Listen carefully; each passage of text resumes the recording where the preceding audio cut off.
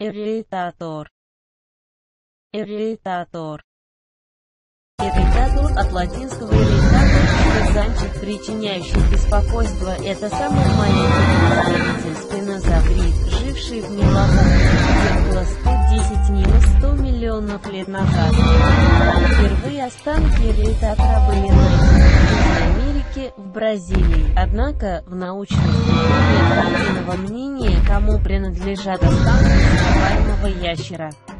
Некоторые ученые относят найденные части скелета к другому виду спинозавридов, натуральный ирритатор является родственником, причем ближайшим таких динозавров, как спинозавр Барионикс и хилантезавр.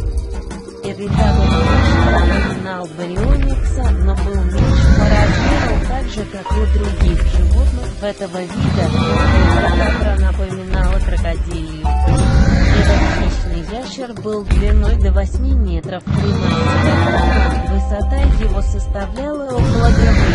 Ирритатор передвигался на двух ногах с находящимися двумя большими и одним маленьким пальцем. Причем маленький палец на стыке совсем не касался земли, а 3 больших пальца вместе служили животному опорой при движении.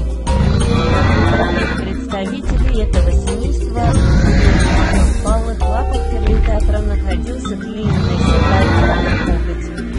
При длине тела 80 сантиметров челюсти этого хищника были поистине как у крокодила. Такими челюстями хищник вырвал из воды рыбу, как утверждает Полянка, и питался ирритатор.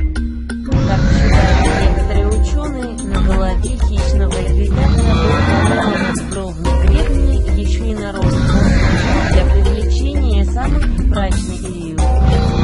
Другие ученые предполагают, что как у спинозавра ирритатор мог иметь маленький парус, служивший для манипуляции.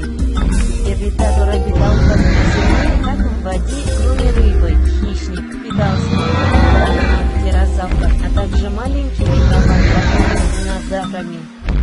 Челюсти ирритатора были полны зубов, их насчитывалось до 8. Зубы различались размером и формой, напоминали зубы.